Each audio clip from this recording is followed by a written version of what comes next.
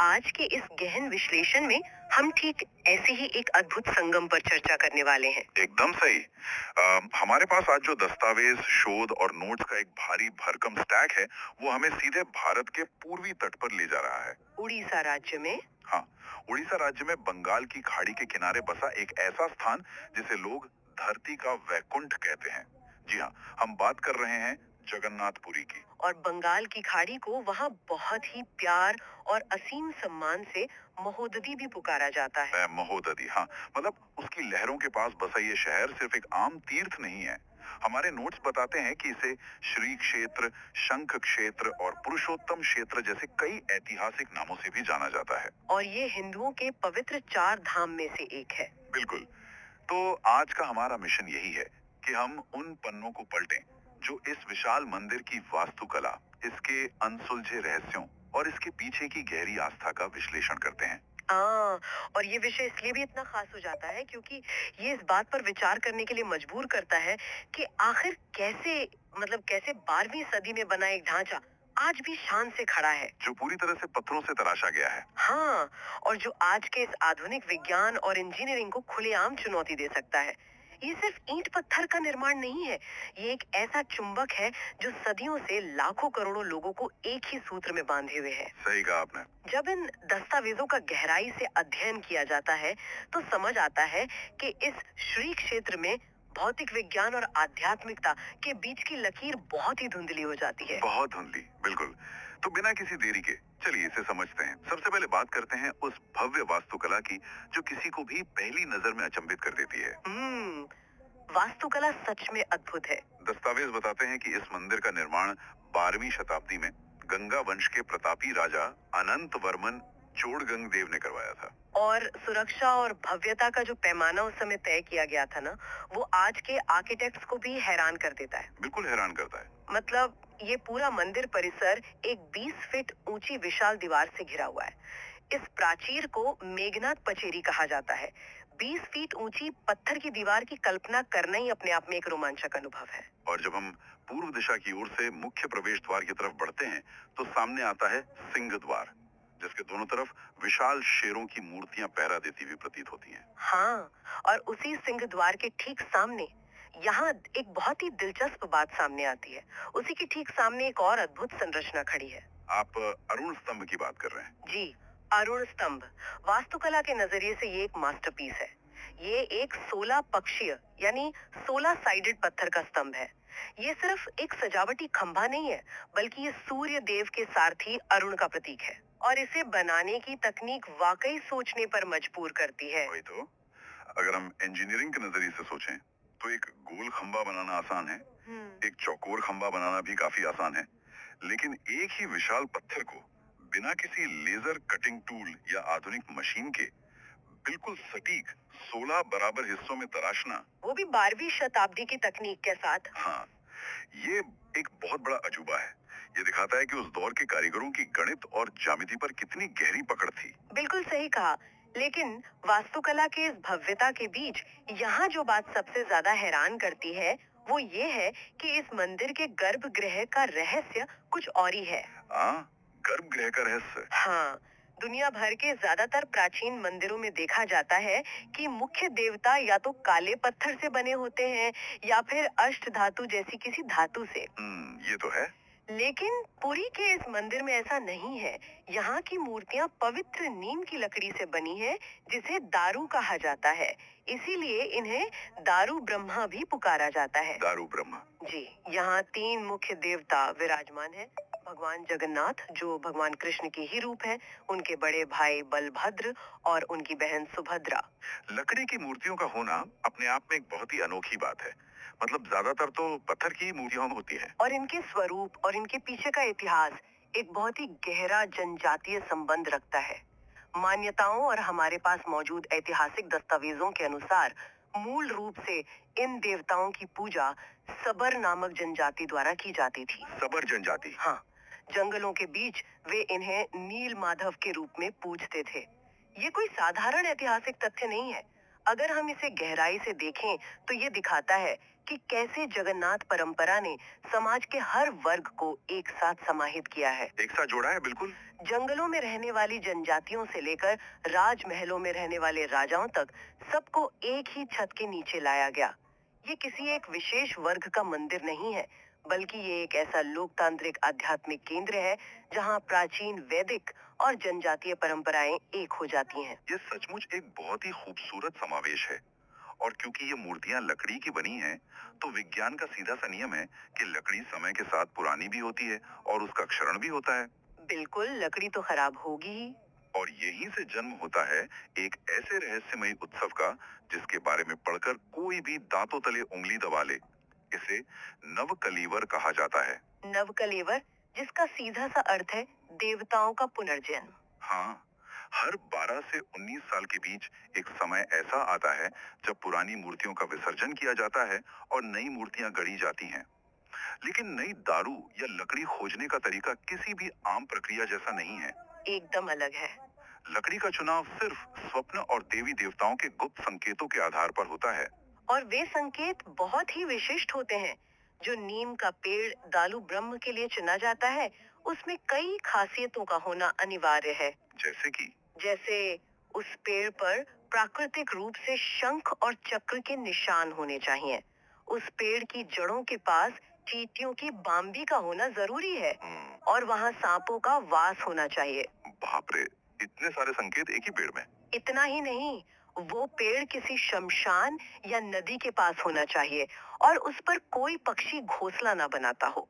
ये चयन प्रक्रिया पूरी तरह से प्रकृति के सूक्ष्म संकेतों पर निर्भर करती है। ये तो बहुत ही जटिल प्रक्रिया है। लेकिन नवकलेवर का सबसे गूढ़ और रहस्यमयी हिस्सा इसके बाद शुरू होता है और वो है ब्रह्म पदार्थ का स्थानांतरण। ओहो, ब्रह्म पदार्थ। हमारे नोट्स बताते हैं कि ये वाकई रोंगटे खड़े कर देने वाला अनुष्ठान है।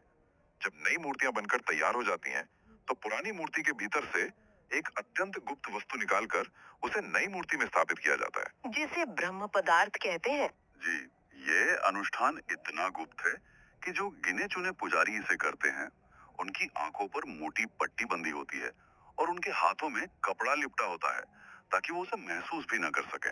और उस रात पूरे शहर की बिजली काट दी जाती है। बिल्कुल, अंधेरे में होता है ये सब।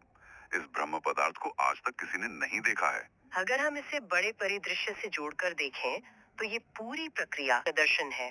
जीवन और मृत्यु का चक्र। हाँ, ब्रह्म पदार्थ के स्थानांतरण के बाद पुरानी मूर्तियों को मंदिर परिसर के भीतर ही एक विशेष स्थान पर ले जाया जाता है, जिसे कोयली वैकुंठ कहते हैं।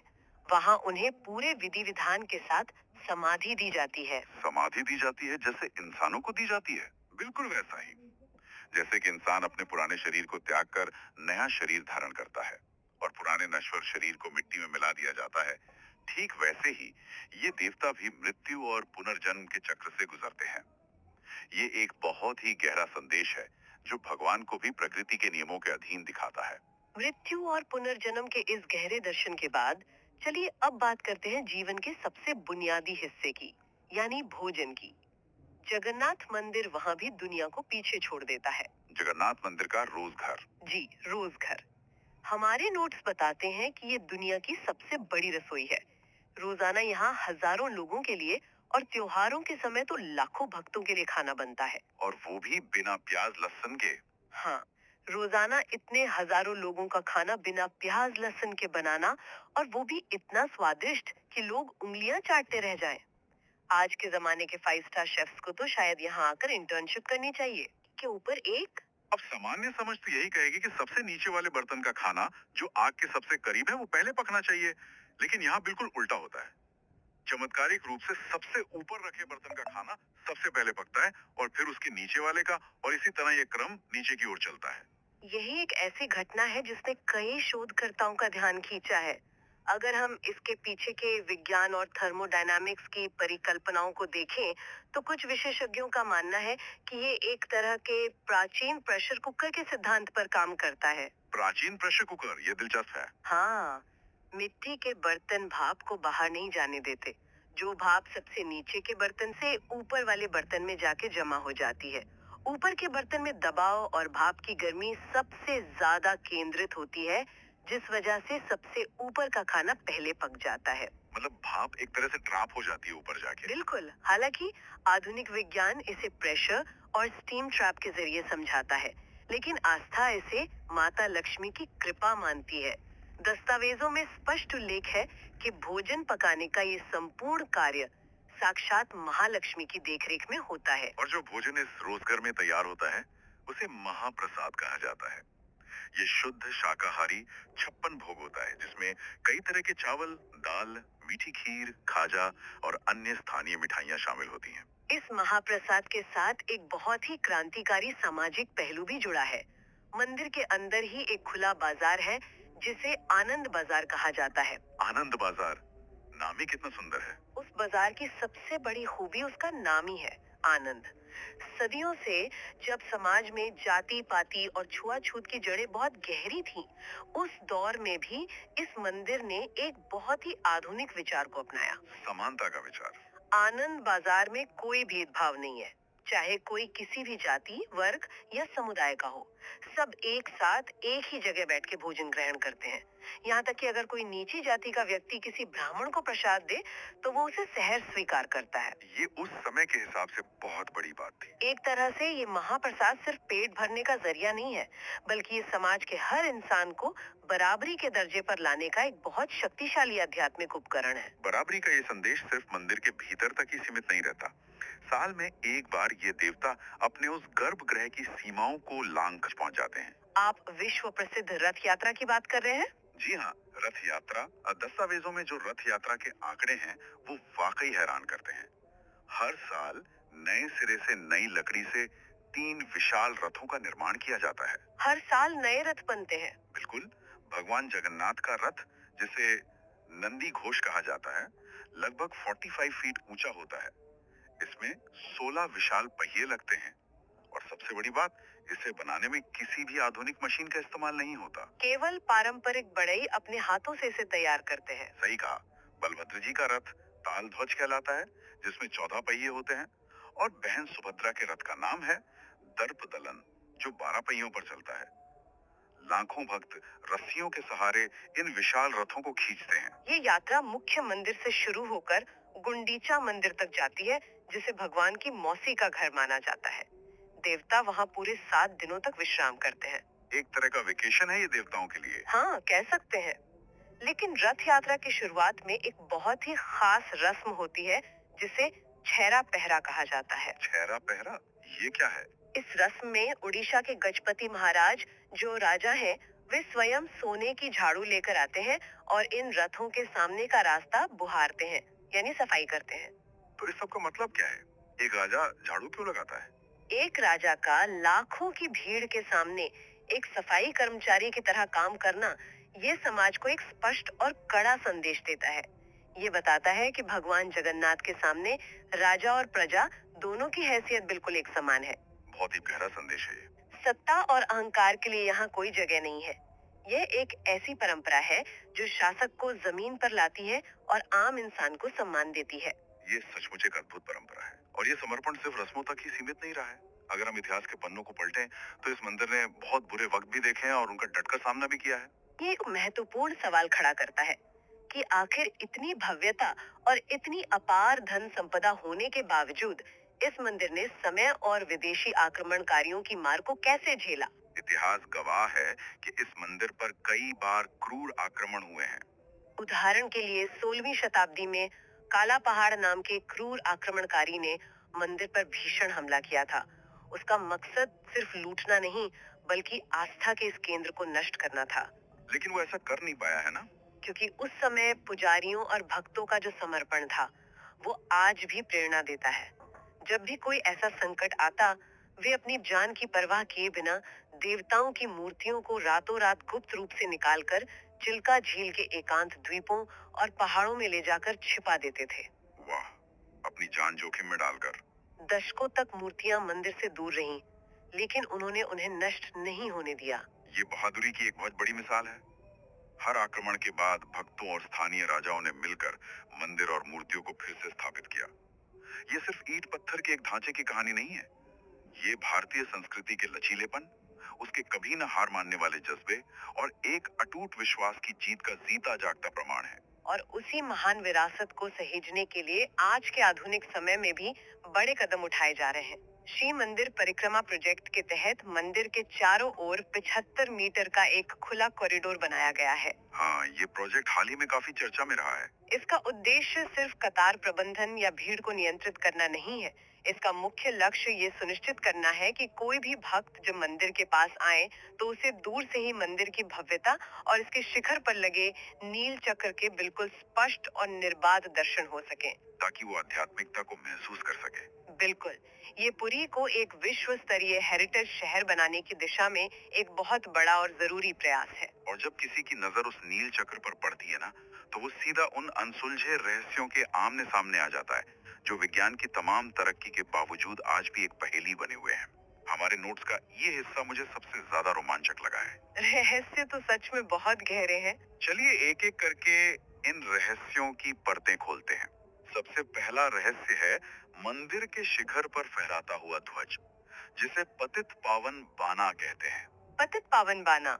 हवा के दबाव और एरोडायनामिक्स के सामान्य नियम कहते हैं कि झंडा उसी दिशा में उड़ेगा जिस दिशा में हवा चल रही है, लेकिन ये ध्वज हमेशा हवा की दिशा के ठीक विपरीत लहराता है।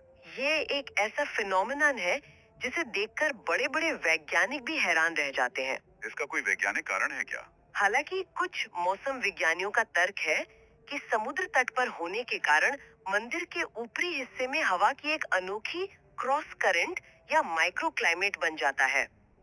समुद्र की तरफ से आने वाली हवा मंदिर के विशाल गुंबद से टकराकर एक रिवर्स ड्राफ्ट यानी उल्टी दिशा का दबाव पैदा करती है, जिससे झंडा विपरीत दिशा में उड़ता हुआ दिखाई देता है।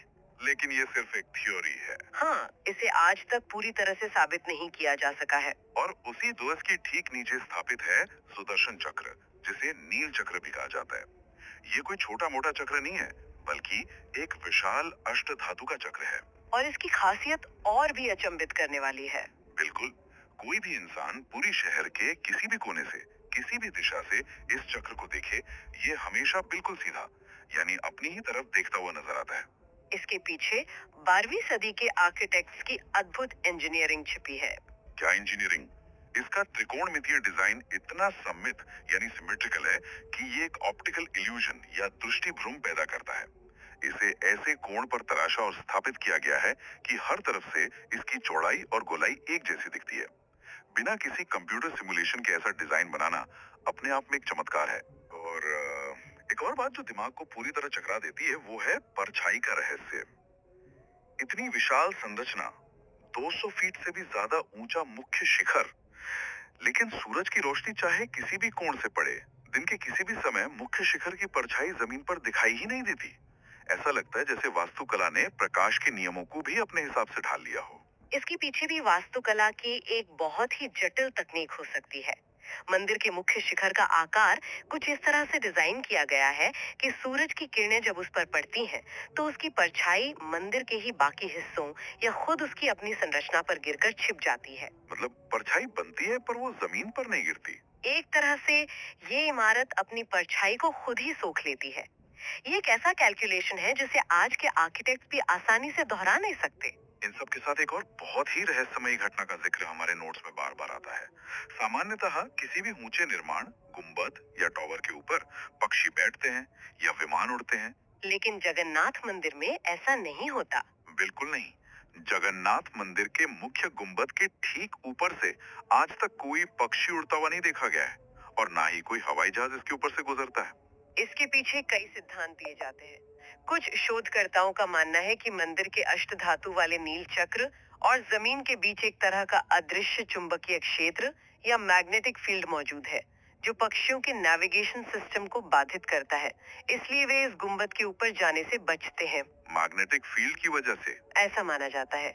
वहीं कुछ का तर्क यह भी है कि मंदिर की अत्यधिक ऊंचाई और समुद्र के किनारे तेज हवाओं के कारण पक्षी इतनी ऊंचाई पर उड़ना पसंद नहीं करते। वजह चाहे जो भी हो, ये घटना इसे विज्ञान और रहस्य के कैसे मुहाने पर लाकर खड़ी कर देती है, जहाँ हर कोई सिर्फ आश्चर्य से भर सकता है। एक तरफ वो रसोई है जिसके मिट्टी के बर्तन आधुनिक थर्मोडायनामिक्स के लिए पहेली हैं। दूसरी तरफ ध्वज जो हवा के नियमों को चुनौती देता है, और बीच में है वो गहरी आस्था जो सदियों के क्रूर आक्रमणों को झेल कर भी सीना ताने खड़ी है। अगर हम इन सभी बातों को समेटें तो निष्कर्ष बहुत ही स्पष्ट और सुंदर है। जगन्नाथपुरी सिर्फ पत्थरों से बना एक पुराना ढांचा या एक साधारण तीर्थ स्थल बिल्कुल नहीं है। तो फिर क्या है? यह एक जीवंत परंपरा है। यहाँ सदियों पुरानी रस्में आज भी उसी श्रद्धा, उसी उत्साह और उसी सटीकता के साथ निभाई जा रही हैं, जैसे सैकड़ों साल पहले निभाई जाती थीं। और सबसे बड़ी बात, ये राष्ट्रीय एकता और सामाजिक समरसता का एक बहुत बड़ा प्रतीक है। जहाँ सब एक समान है, आनंद बाजार में एक साथ बैठकर भोजन करना हो या रथ यात्रा में एक साथ रस्सियां खींचना हो, यहाँ भाषा, राज्य, जाति और सीमाओं के सारे भेद पूरी तरह मिट जाते हैं। लाखों लोग सिर्फ एक उद्देश्य से एकजुट होते हैं। इस पूरी परंपरा का जो मूल संदेश है वो जय जगन्नाथ के उद्घोष में ही छिपा है। जय जगन्नाथ। जगत के नाथ, जिसका अर्थ ही यही है कि यह पूरा विश्व या पूरी दुनिया एक परिवार है। आज के